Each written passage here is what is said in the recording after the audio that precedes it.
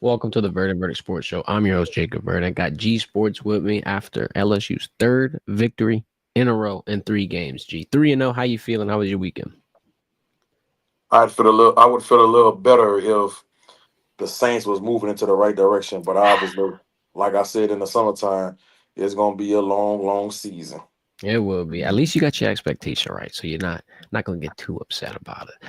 Everybody sees the title, they see the thumbnail. I don't want to keep y'all waiting too long. Let's talk about the injury report. Brian Kelly just got on the podium, talked about West Weeks, said that he has a calf strain.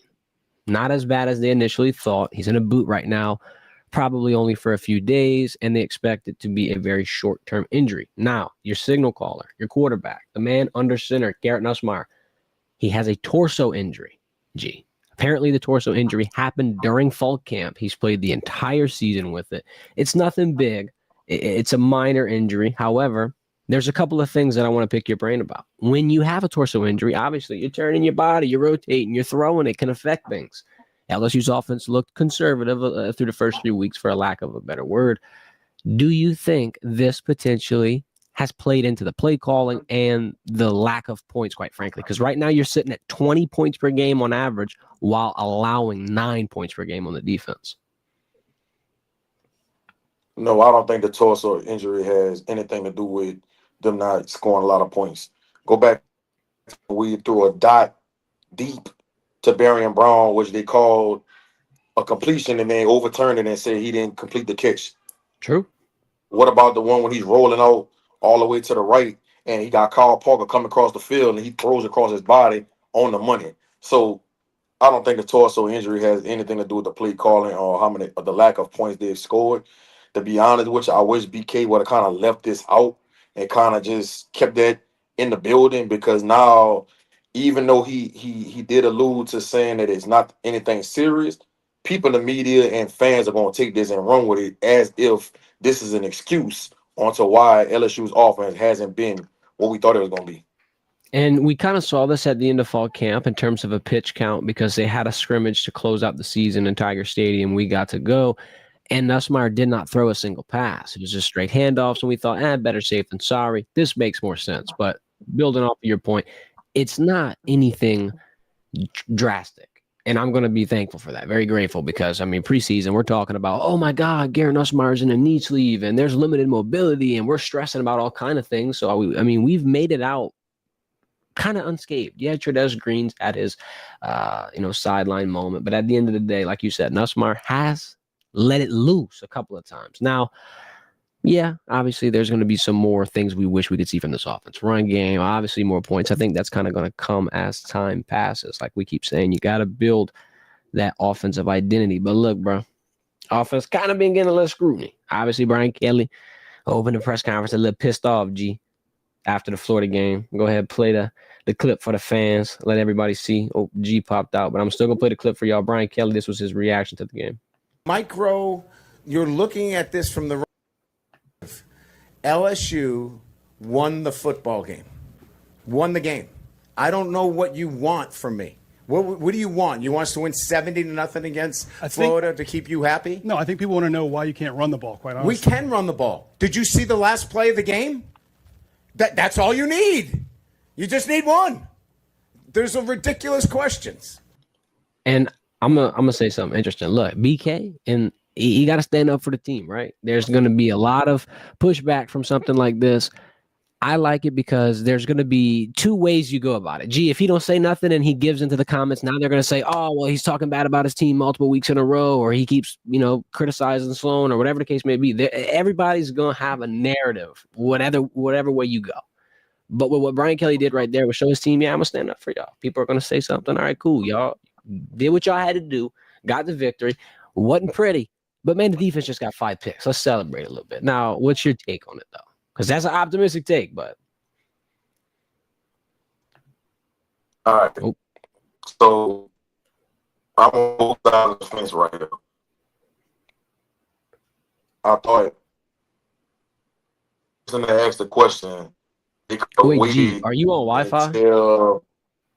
Check your Wi-Fi real quick. It's kind of laggy. Check your Wi-Fi. It's kind of freezing up like before. I don't know being on Wi-Fi, man. Okay. Well, I'll just try to pick it up then. Yeah, it's kind of cutting out. Still lagging? Yeah. It's looking all right now. Go ahead. Say what you were saying. Dang, you made me lose my train of thought. BK defending his team.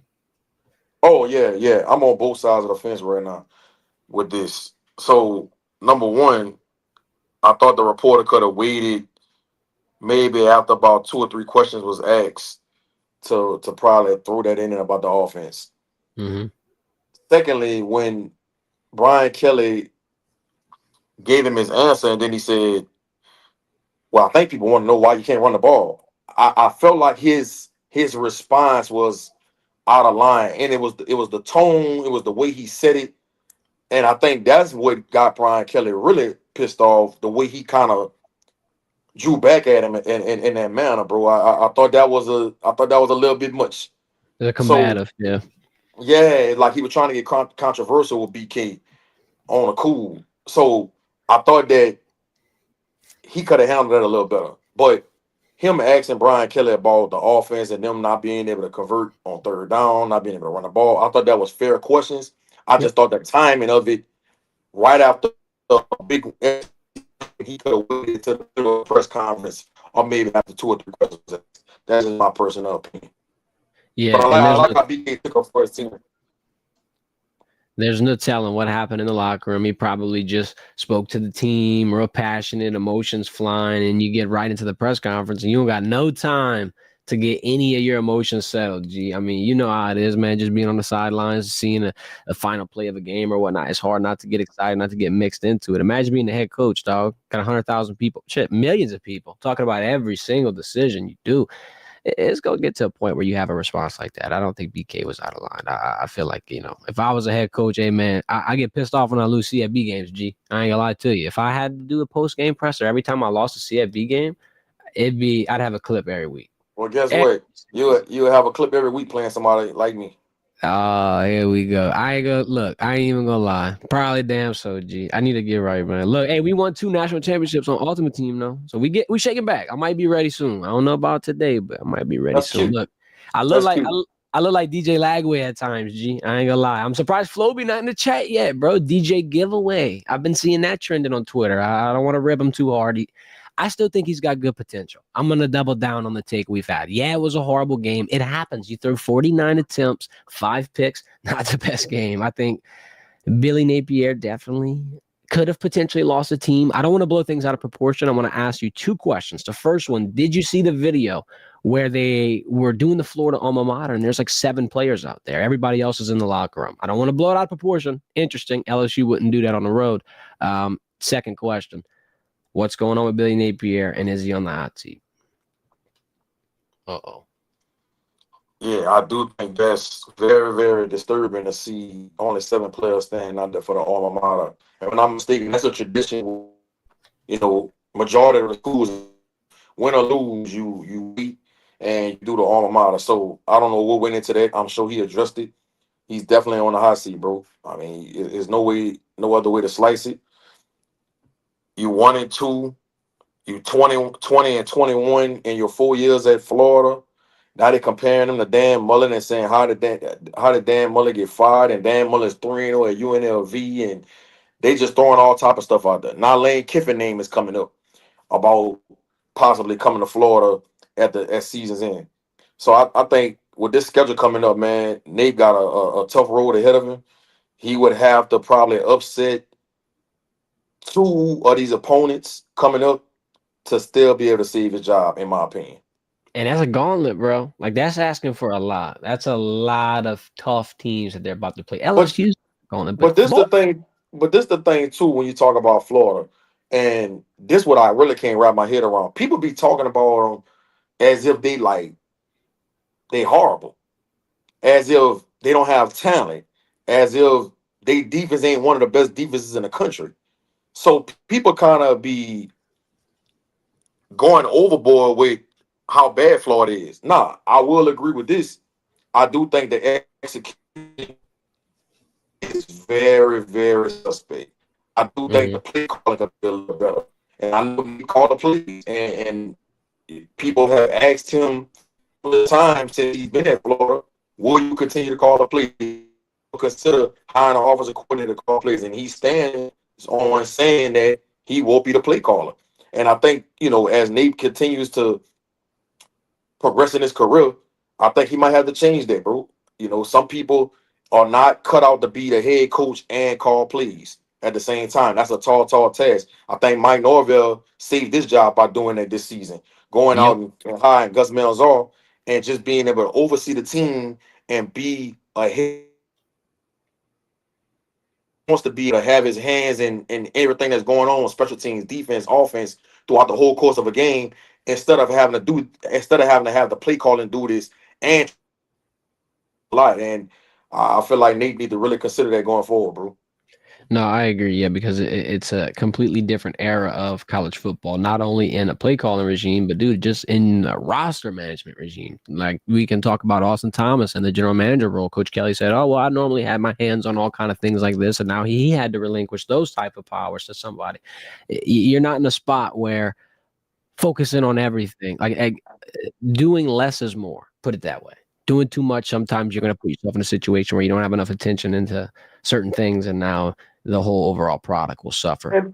And then too, what people don't take into account, just because you got an offensive coordinator and you might not be necessarily calling the plays, you still gonna have your imprint on how you want the game to be called. You still gonna be in there with your OC game planning throughout the week, saying, "Look, I like these plays. When we get in this certain down in distance, I want you to call this. I want us to target this guy so many times. I want us to be, You can still have your imprint on the offense." So I don't know why some head coaches get so bent out of shape about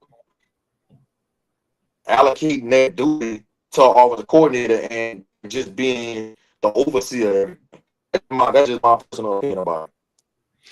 Yeah, definitely a pride thing, probably. But I think it's interesting. It's like a tale of two coaches at this point, because you got Billy Napier on the hot seat at this point, and then you got Blake Baker. If there was a coaching search, if there is one, if there's one out of school, his name's probably going to be in every single one. He's as hot as I could be. Like I said, 9 points per game allowing for the opponent. And dog, he has failed himself. Like you said, 5 picks, need the 5 guys NIL deal, retweeting that. Buddy gets on Twitter, hits the Kobe GIF, 1, 2, 3, 4, 5. Like, bro, the swag was on a million. This is LSU defense. I'm not gonna lie. From the Bayou Bandits tees to everybody flying around, Deshaun Spears getting SEC Defensive Player of the Week, 2 picks, not 1, 2, got a touchdown. And he had 11 tackles, leading in tackles, leading in picks, scoring. I mean, this defense at, like you said, every single level has something that is capable of wrecking your game. This defense is, look, I keep saying top 5. We got to start having a conversation on, is this the best defense in college football? Like, you're seriously asking yourself this question. And you got Harold Perkins, you got Will Weeks, you got the edges everywhere, 2 rotations of them. You got Mansour Delane, who Nick Saban pulled film tape on for College Game Day, did like a 3-minute segment on Mansour Delane and why he's elite and why he's this and why he's that. Like, you have an insane amount of depth and players at LSU right now for this defense. It's interesting because this is a completely different flip. I want to ask you this question. I saw this on social media today. Bring it back to the offensive side. Chris Hilton's dad, not happy with the targets. 3 games, 4 targets, senior wide receiver. Brian Kelly said today in the presser, you got to get him involved more. I'm going to double down on what we were talking about earlier with the Nussmeier injury. Now, does that play into it? Because if he does have an issue, hypothetically, not saying he does, if he does, then Chris Hilton will probably be affected because that's your vertical threat. He's a guy that's going to be down in the field, not really doing these short, twitchy routes. But what do you think about this, his involvement, and how they're going to have to get him back up to speed, if you will? Well, if you paid attention to the Florida game, they ran a lot of 2-high safety looks, which lets me know they didn't want to allow people like Chris Hilton and Barry Brown to get behind those explosive plays. So I think the fans watching the game, they're not taking all that. BK alluded to this where he was telling to pump the brakes, manage the game. I think he didn't want to try to take down the field against Florida's defense because why? That's a really good team over there. They got a really good front seven. They got a really good secondary. They got length back there. They got veterans. These guys is probably a top 7, top 5 defense in the country. So when Chris Hilton daddy makes a post like this, I just think that you got to be careful, man. You got to be careful of poisoning not only the locker room, but getting guys to start turning against their teammate. And I'm not saying that's what's going on in the building, but I'm just saying you gotta be real mindful of that. I think he should have really thought about what he was doing before he posted it. You know, if you got a problem or y'all have a concern about what's going on with Chris Hilton's targets and why the lack of involvement, I think that's a conversation. I mean, Cortez Hankton is the co-offensive coordinator. I'm sure they have each other's phone number. That's a simple conversation that we can have man to man if you're trying to see what's going on with your son's targets. But I do think, like BK said, they gonna find ways to implement Chris. It's a long season. We only in week 4. If this is week 7, week 8, and he still hadn't had any involvement in the offense, I can feel his grip a little more. But if LSU really wants Chris to be an impact player in his offense, they can't just use him as a one-trick pony. No. Maybe they feel like that's all he can bring to the offense. I don't really know. But just saying we're gonna put him out there to run 9 balls or run deep posts, I just think that's easy to game plan for, and it's gonna be hard for him to get off this year. That's what the focal point is on how they're trying to use him.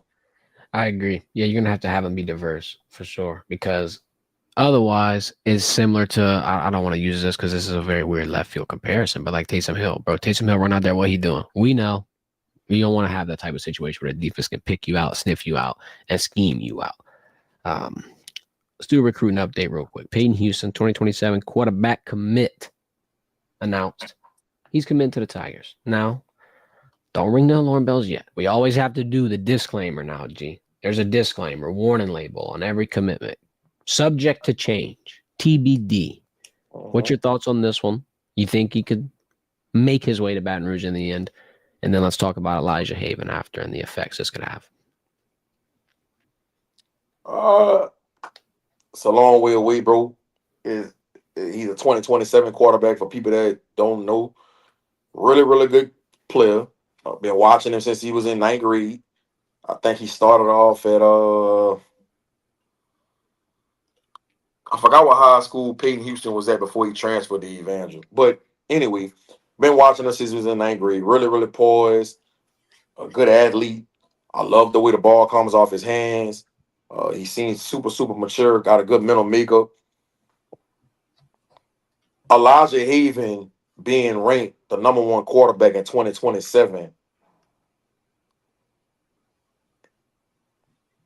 could possibly end up out of the state now because of this.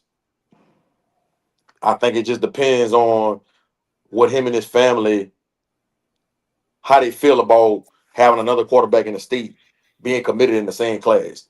You know, you could look at this 2 ways. They could look at it and say, okay, Peyton Houston commit, so what? I think I'm better than him. I think when we both get to LSU and enroll, I'll play him and show the coaches that I'm the better quarterback and I'll win the job. Or they could be looking at it like, well, he's committing right now. Maybe they like him a little more. Maybe they have a better relationship with the staff. You know what? I'm not gonna get into a pissing match.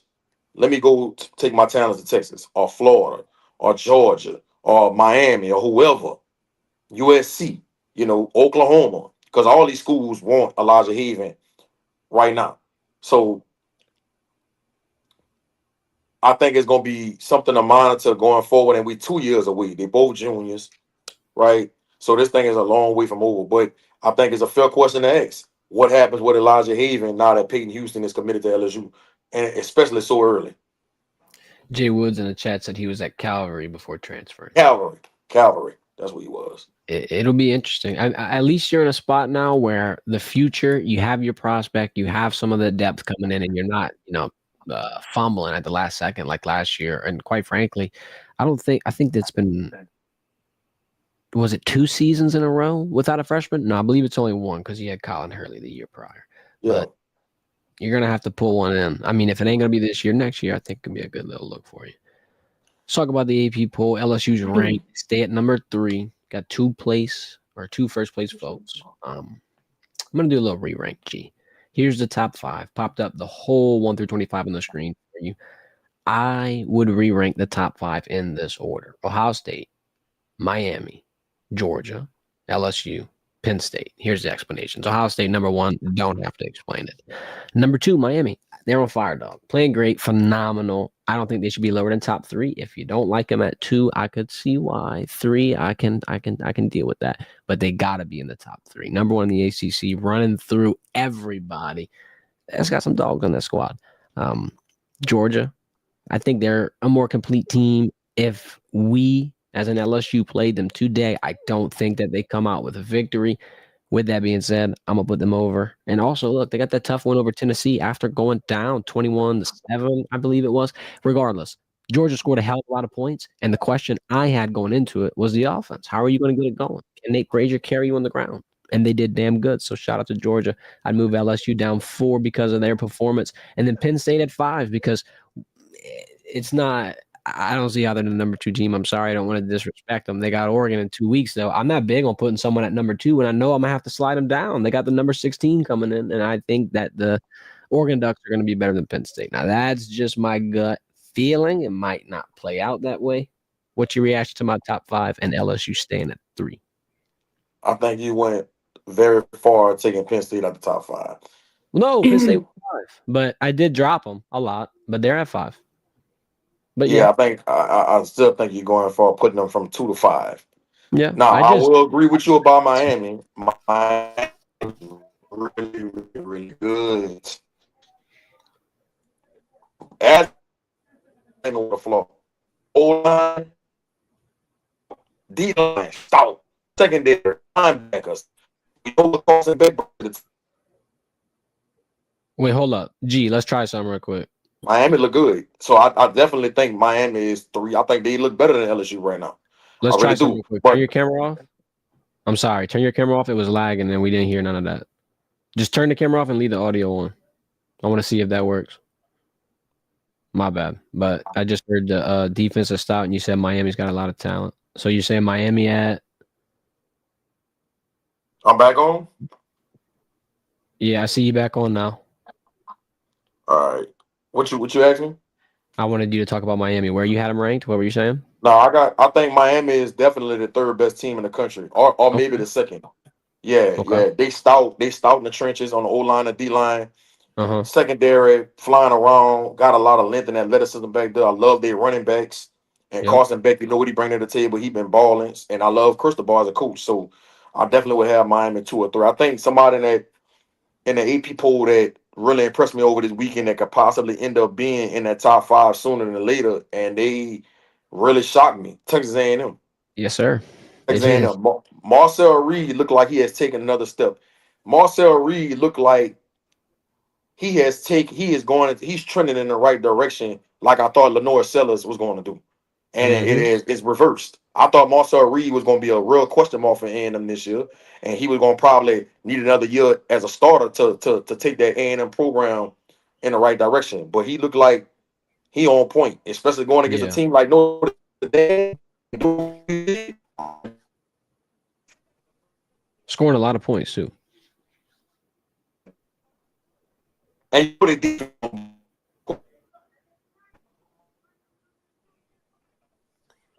Yeah, scoring a lot of points. With the Penn State thing, got American Patriot in the chat. He was saying Penn State doesn't play anybody. When they do, they get beat. This is the thing with Penn State with me right now, because I'm on camera saying this, and this is why I just don't want to have to walk back to Common in 2 weeks. And I feel like the AP poll, it's very tough because a lot of people, it's hard to explain. You got a preseason poll that's put, everybody has all these rankings. Let's just say hypothetically, LSU was at number 9, Clemson was at number 4. Going into the season, everybody's anticipating Clemson to be a huge, huge powerhouse. They wind up not becoming that. Now they're 1 and 2. I'm just pointing out the fact that there's a lot of rankings sometimes that don't always hold value. Sometimes things are overvalued. Sometimes things are undervalued. And it's just tough for me to put a value on Penn State when I have not seen a lot of competition. So to American Patriots' point, I agree, bro. I got to see them play Oregon in 2 weeks. And I just somehow think Oregon's going to come away with it. And with that being said, if Oregon were to come away with it, then you're dropping out at least to 6 or 7. Oh, Lord, everybody going to make an edit out of that. It's just depending on where Oregon is going into that game, though. That'll be a pivotal thing. I'll give you my winners and my losers from week 4. My winners, Miami, goes without explanation, smushed South Florida. The point spread was at 17. They said, hey, yeah, watch this. Absolutely huge victory. Georgia, late win over Tennessee. Looked like an upset at first. I thought Tennessee was going to handle it. And in Neyland, Georgia came out unscathed. And then Florida State, man, number 7 in the country. Dude, nobody preseason believed in the Seminoles, man. And shout out to them because they got everybody on notice. I'm not going to lie. That's a squad. Losers for this week. Notre Dame, dog. I picked them. Unfortunately, my record will be blemished because of it. Thank you, Fighting Irish. What the hell's up with that hold? Tyler Buckner. He just slips. Ball goes out of the place. Gee, I'm holding that ball right. I promise you. Twice on Sundays. I want to ask you this question before I give the rest of my losers. I saw this rumor on Twitter. Playoff expansion, 16 teams. Everybody wants it. Notre Dame says, all right, cool. Y'all give us the 16 team. We'll join the SEC or the Big Ten. I'm calling bull. I'm calling it. I don't think that. Why? Why would they do? I'm not saying they should or shouldn't. I think it would be good. I want to see them actually play a schedule. And they'll probably, if they got 2 losses already in their independent schedule, God knows what the SEC schedule would hold for them. But do you think they're really going to do that? Yeah, I totally didn't have intentions on joining the SEC. And look, it makes sense. If you win the playoff 16 team, the SEC, because if I lose 2 or 3 games, I'm not ready to get them. So I get it. Yeah, that strength of schedule tactic, the 9 conference games, the Power 4 ranked quality opponent or whatever the case may be, they're going to be the most considered conference in college football, the SEC, in terms of this college football playoff, especially as it expands. Before we hop out of here, G, I want to talk to you about this. I want to pick your brain because looking at this top 25, as of week 4, LSU has 4 of the top 15 on their schedule, big dog. They got Texas A&M, they got Ole Miss, they got Vandy, they got Alabama, and they got Oklahoma. Matter of fact, that's 5. Now that I do my math correctly, oh my God, 5 of their next opponents are in the top 15. ESPN, they do a little bit of a predictor. They do like here's the chance that you have to win. Saints have a whatever chance to win. Sunday, it would have been 0%. Sorry, too soon. Anyway, let's be serious.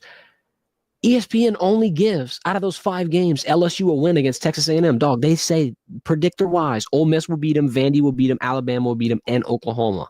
Oh, my God. The only 2 losses I can realistically see in that is Alabama and A&M. I think they get the rest. Predict that stretch for me, dog. Because that's a gauntlet, but really, they 1-4 through those 5. Come on, now ESPN. Come on. Yeah, nah, they play Ole Miss the week after next. Austin Simmons is hurt. I don't know how serious his injury is. It looked like something is going on with his knee, but I thought it was very impressive for Ole Miss to still go out there and win that game with their backup quarterback who threw for over 300 yards, and I think he threw for 3 touchdowns. So.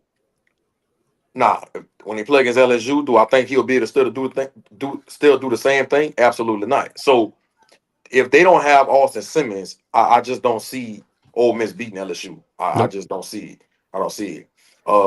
A&M, I'm not gonna lie to you, bro. The way Marcel Reed looked with them weapons, with Carver and Conception and the 2 running backs, Ruben Owens and Le'Veon Moss. They look really good on offense, and Marcel Reed looked like he has taken another step. Mm-hmm. So that's a good thing about it. They got him in Death Valley. So I think I could see them losing one out of these next 4. I have no clue. Talking about your point, they got him in Death Valley. The last 7 years, if I did my math correctly, last 7 years, the home team has won that game in that series. If it's in Kyle Field, it'll go to A&M. If it's in Death Valley, it'll go to LSU. Interesting stuff. We got a nice little gauntlet prepared for us here as the SEC play. Unravel Southeastern versus LSU this Saturday. Ole Miss versus LSU next week. G, I'm on the road, bro. I'm taking a road trip. I got to do it. It's only 4.5 hours. We're going to pop out. We're going to pop out of Magnolia. Magnolia Bowl, the Grove, I think they call it over there in Oxford. They already have their hotel sold out. High commodity. Number 3 versus number 13. Everybody ready, G. I don't know where I'm gonna be sleeping, but we're gonna be figuring it out. Gotta be there.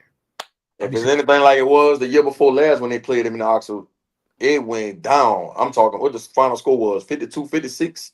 And then, bro, the year before, Tiger Stadium, old ticket right here, bro. Walk-off touchdown, K2, 100 years in Tiger Stadium, man. Last year went down to the wire. Ole Miss and LSU, they have some battles.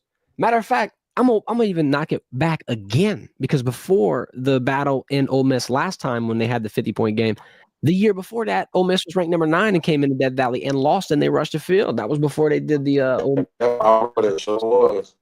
Bro, these games are always stacked. The SEC is going to be interesting. It's picking up this week. Appreciate everybody for tuning in. Going to be live again Wednesday at 1 p.m. Y'all know the drill. Hit that thumbs up. Go follow us on social media. Appreciate your time, G. Y'all have a good one.